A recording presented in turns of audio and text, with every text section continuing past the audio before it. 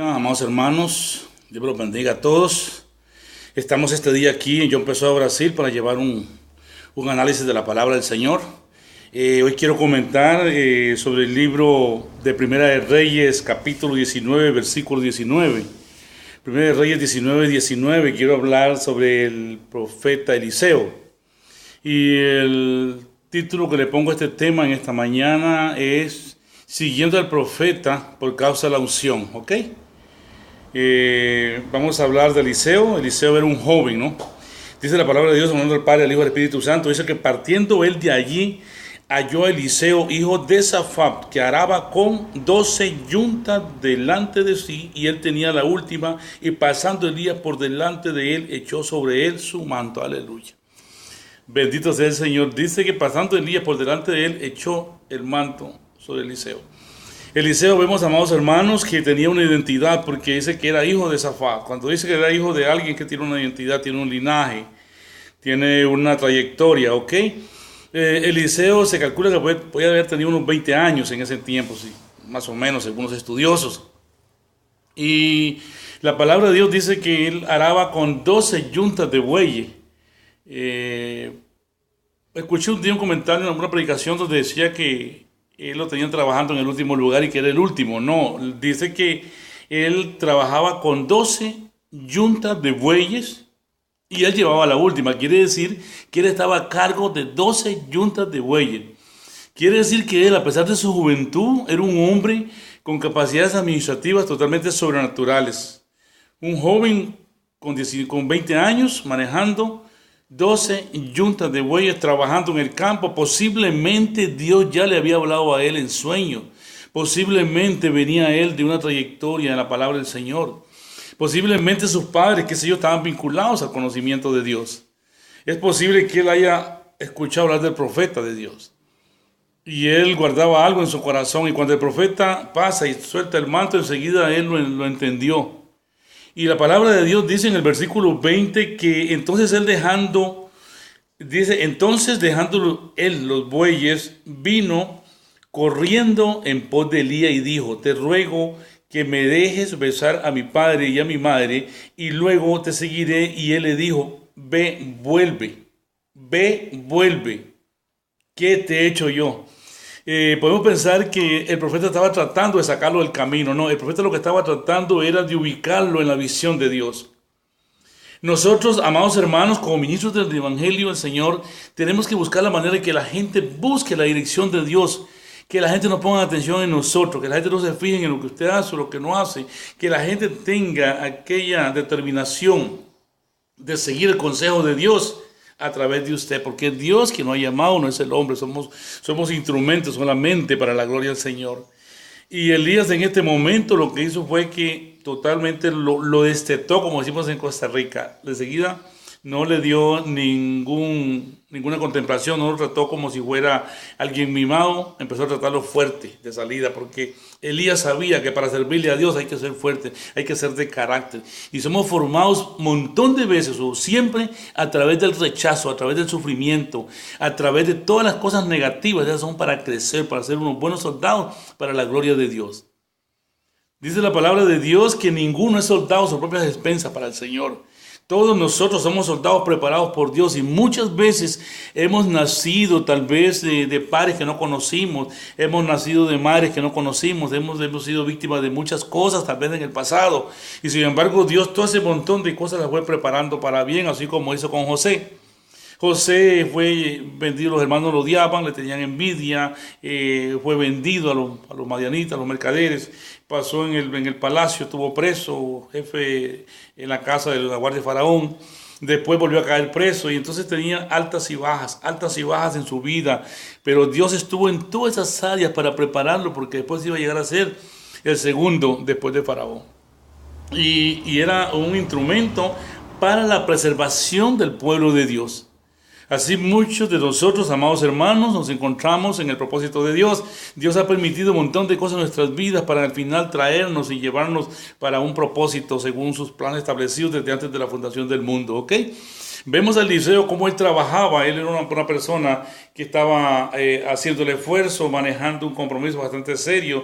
Todas esas yuntas tenían personas que la estaban guiando. Era una empresa bastante fuerte, menos que había semilla, tierra, tal vez venía la lluvia, había que trabajar rápido porque el tiempo de la cosecha era ya, el tiempo de la siembra era ya, etcétera, etcétera. Un montón de situaciones que se dan en todo lo que se refiere a la preparación de un campo, de un terreno, una finca, que hay que trabajar a veces rápido, no hay que descansar porque hay que cosechar, porque la cosecha se pierde 2 días, puede llover, se daña el arroz, qué sé yo, y todos los apuros que lleva el tener propiedades y tener compromisos que resolver de manera rápida.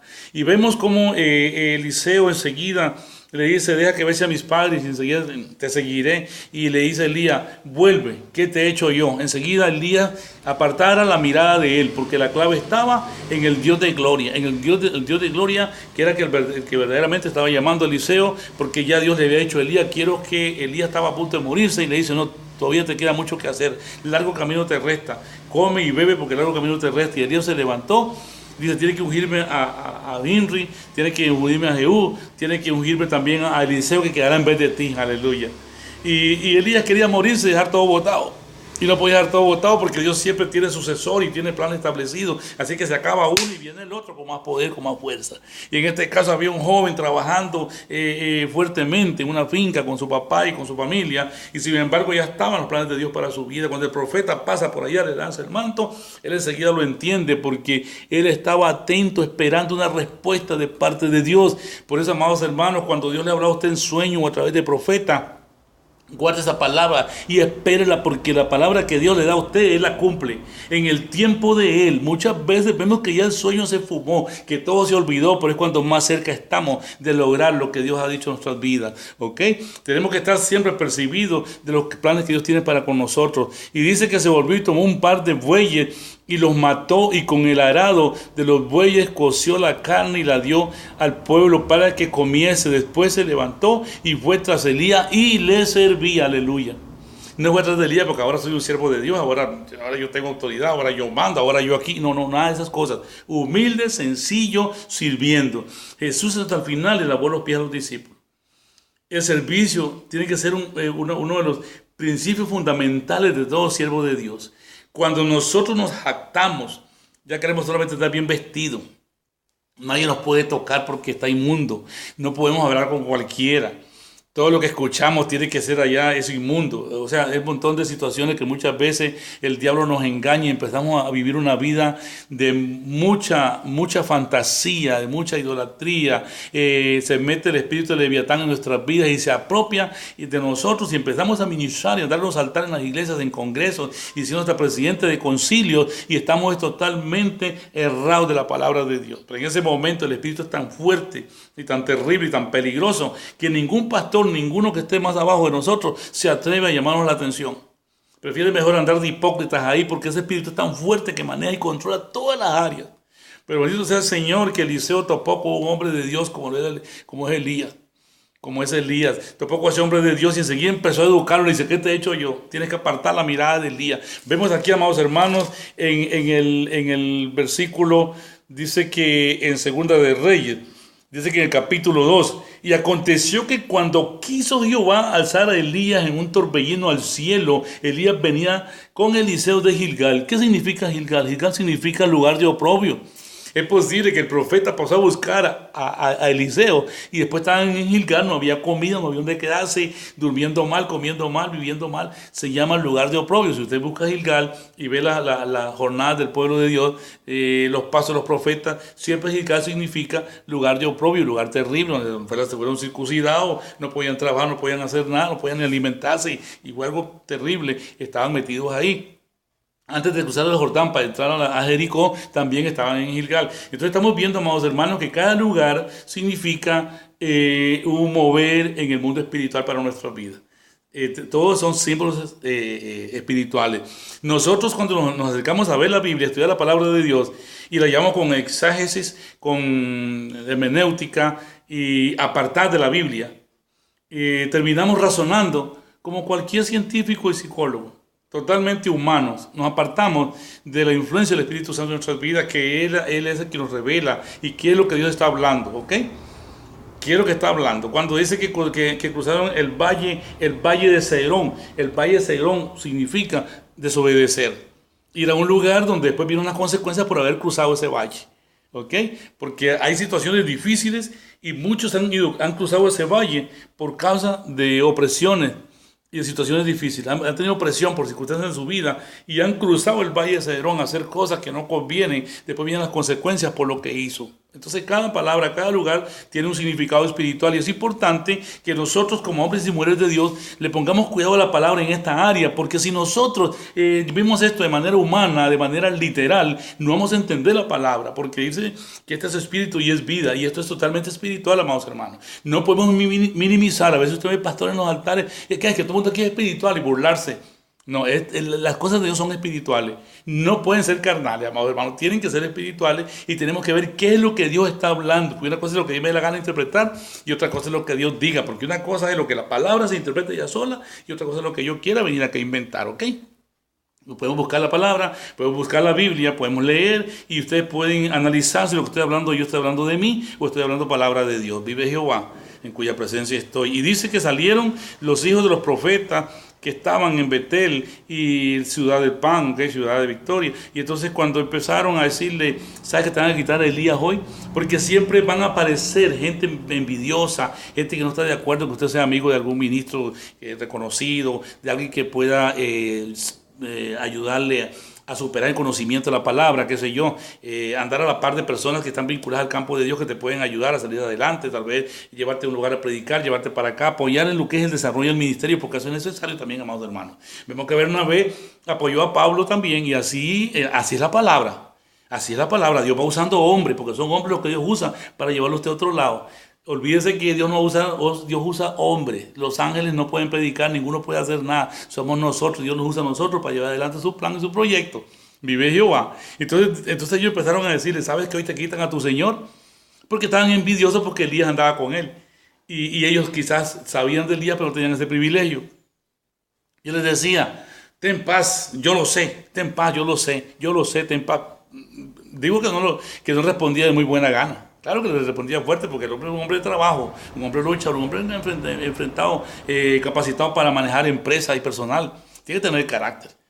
Y el carácter de Eliseo, a pesar de que estaba joven, tenía un carácter muy, muy formado por el trabajo, por la lucha, por el esfuerzo, por la exposición, por la visión, porque era un hombre de visión, vive Jehová. Y cuando llega y empezaron ahí a decirle que van a quitar, a desanimarlo. Y fue curioso porque cuando ellos llegaron, que ya Elías es arrebatado, Elías le pregunta, pide lo que quiere. Y le dice Eliseo, una doble porción quiero de tu espíritu. Y le dice Elías, dura cosas pedido, pero si me viene cuando te será quitado, te será hecho. Qué bueno que Elías le dijo, que era Dios que le iba a revelar aquello, ¿no? Y para ese momento, cuando Elías le suelta esa palabra a Eliseo, y Eliseo estaba plenamente claro que era un asunto de Dios y él. Y que Elías solamente era un instrumento. Y que él iba a pasar por un proceso, que era parte del aprendizaje, la enseñanza. Quizás pasó 10, 12, 15 años con Elías, se calcula los estudiosos. Yo no he estudiado ni he visto nada de esas cosas, pero he visto los comentarios de otras personas por ahí que me interesa ver de todas las cosas porque así eso me ayuda pues a comprender, a estudiar, porque todo lo bueno y lo malo, todo eso hay que traerlo porque el reino de los cielos todo funciona. Entonces vemos, por ejemplo, que después de que es arrebatado Elías al cielo, Eliseo lo ve, Padre mío, carro de Israel y su gente de a caballo, hace una declaración de una visión poderosa donde los aires, el mundo espiritual en ese momento se estremece, ok, cae el manto, toma el manto enseguida, lo dobla como lo dobló Elías. Eliseo en ningún momento inventó doblarlo de otra manera porque había considerado él que era mejor, lo dobló como lo dobló Elías. Y dice, ¿dónde está el Dios de Elías? Siempre honrando a ese Elías que había sido su maestro por varios años. ¿Dónde está ese Dios de Elías? Y golpeó las aguas y el Jordán se abrió de par en par, vive Jehová en cuya presencia estoy. Y cuando llega y se quedan los profetas al otro lado, pues estaban viendo a ver qué iba a hacer Eliseo, ahora quedaba solo ahí dando vueltas y le dice, llegaron y pagaron. Dice, aquel hombre fuerte, aquel hombre que conoce palabras, gente que predican, gente esto, hay sanidades, milagros, señales, esto. Aquí hay 50 hombres fuertes. 50 ministros de peso aquí. Vamos a demostrar que Elías está por un monte tirado por ahí escondido. Vive Jehová. Y porque no creían, no, estaban viendo el milagro, viendo todo, pero aún así, cuando la gente no quiere creer, no quieren creer. Y sobre todo el problema es con los religiosos, el problema es con la misma gente de nosotros. El problema no es con la gente que no cree, que no conoce a Dios. El problema es con nosotros, la misma iglesia. El enemigo se mete y trabaja con nosotros mismos. Y empezaron en ese momento a presionar a Eliseo. Y no fue cuento, mandaron su gente a buscarlo. 3 días, amados hermanos, buscando para demostrarle a Eliseo que no era así. Y Eliseo hasta que se ruborizó, se puso rojo, se puso molesto, se puso incómodo, le dolió como esas personas son. Y la cosa fue que cuando llegaron allá no encontraron nada el tercer día y le dicen a Eliseo, Señor, el lugar donde estamos es bien bonito, es bien lindo, es un lugar próspero, pero aquí las aguas son malas y la tierra es mala. Y Eliseo dice, bueno, aquí lo que falta es sal. Aquí lo que falta es sal. La falta de sal en el pueblo de Dios, la Biblia dice que somos la sal de la tierra. La falta de sal en el pueblo de Dios es la que nos hace actuar débilmente, nos hace actuar conforme a la carne, nos hace actuar de manera púdre. Vive Jehová en cuya presencia estoy. Y Eliseo dice, no quiero que falte sal. Y trajo agua y le echó sal y las aguas se endulzaron y todo se compuso. Ahora, ¿cuál era el problema de esta gente? ¿Cuál era la tierra y cuáles eran las aguas? Las aguas es la palabra. La palabra escasea. La palabra escasea. Cuando nosotros, en nuestra naturaleza terrenal, nuestra naturaleza humana, está manejando, es mala, es pura. Entonces el agua, que es la palabra, tampoco fluye. ¿Por qué? Porque ellos eran chismosos, eran envidiosos, eran egoístas. Ellos atacaron al profeta Eliseo. En cada momento, en cada lugar le salían al encuentro para desanimarlo. Y aún después de que Elías ha arrebatado, resulta que quieren demostrarle lo contrario. Y ellos estaban viendo, inclusive vieron cuando el Jordán se abrió y ellos mismos lo declararon. El poder de Elías está sobre Eliseo. Pero después quieren demostrar lo contrario, que no es nada y que es pura mentira y que eso es falso. Vive Jehová. Y cuando llega él ahora... Pastor, ¿por qué usted dice eso? Que está hablando de que la Biblia en ninguna parte dice eso. Vamos a dejar que la Biblia se interprete sola, amado hermano, porque yo sé que usted está pensando eso. Vamos a que la Biblia se interprete sola. La Biblia dice, ahí más abajito dice que, dice la Biblia, pueden leer todo este capítulo para que usted analice lo que he hablado en esta hora, ¿ok? Dice que salieron unos jóvenes y le decían a Eliseo, sube calvo. Y Eliseo se volteó y los maldijo y salieron unos osos y despedazaron a 42 jóvenes. Aleluya. Ahora, pero tanta maldad, no. Había que acabar con ese demonio. Hay que acabar con ese espíritu de envidia. Hay que acabar con ese espíritu de rencor. Hay que acabar con ese espíritu de menospreciar a los siervos del Señor. Muchas veces nosotros hasta menospreciamos a un predicador que llega. Llega alguien a predicar a nuestra iglesia y tal vez como no cayó todo el mundo al piso y no pasó nada de lo que nosotros queríamos que pasara porque también tenemos nuestras expectativas, no dejamos a Dios trabajar. Entonces le salimos con una ofrenda pinche cuando le damos algo y muchas veces no le damos ni un vaso de agua porque no nos gustó su predicación. No reconocemos porque tenemos ese espíritu de chisme, de envidia, de conclusiones humanas en la iglesia. Y este pueblo estaba con esa dificultad. Y Eliseo no solamente tenía que mejorar el asunto de la palabra y mejorar la tierra, sino que también había que quitar con eso. Y para eso tenían que venir las fieras del campo. Son las fieras las que llevan, las que hacen que el ministro que no quiere obedecer lo arrastre y sea avergonzado. Porque el ministro que no quiere obedecer la palabra, las fieras del campo lo atacan. Vive Jehová en cuya presencia estoy. Así que, amados hermanos, esa es la palabra que quería traer en esta mañana. Sé que va a ser de mucha bendición para bastantes personas, para los que preparan mensajes, qué sé yo. Vamos a seguir llevando adelante mensajes en esta área. He estado predicando en Facebook varios mensajes. Tenía un canal en YouTube, pero se me perdió, no pude sacarlo, pero estoy haciendo grabación para subirlas a YouTube. Así que Dios me los bendiga a todos y será hasta la próxima, amados hermanos.